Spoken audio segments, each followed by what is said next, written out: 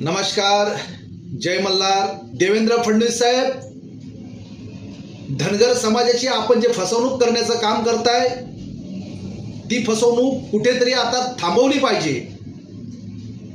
कारण 2014 पूर्वी तुम्ही सत्तेत नव्हता, त्यावेळी स्वतः तुम्ही धनगर समाजाच्या बाजूनी भूमिका घ्यायचं काम केलं.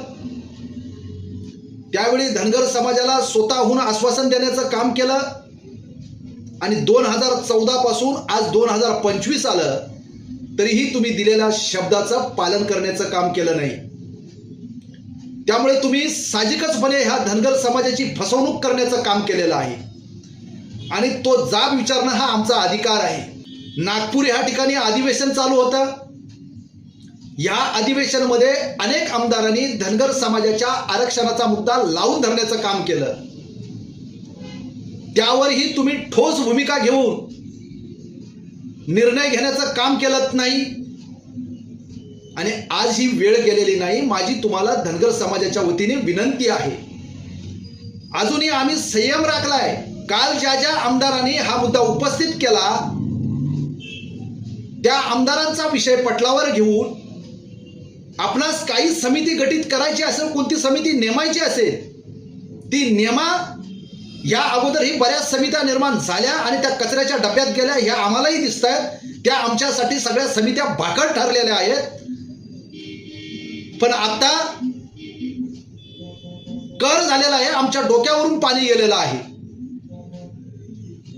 म्हणून ह्या धनगर समाजाच्या आरक्षणाचा मुद्दा स्वतः तुम्ही मुख्यमंत्री ह्या नात्याने व तुमच्या सोबत असणारे 2 उपमुख्यमंत्री एकनाथ शिंदे साहेब आणि अजितदादा पवार यांच्याशी चर्चा करून जे काय बैठक घ्यायची ती बैठक घ्या आणि धनगर समाजाला घटनेत असणारं आरक्षण, मी का म्हणतोय घटनेत असणारं, आमची कोणतीही नव्याने मागणी नाही आहे हे प्रथमतः आपण लक्षात घ्यावं. कोणत्याही विषयाला विषयांतर करू नये. परमपूज्य डॉक्टर बाबासाहेब आंबेडकर यांनी घटनेमध्ये 36व्या क्रमांकाला धनगर समाजाला आरक्षण देऊन ठेवलेलं आहे.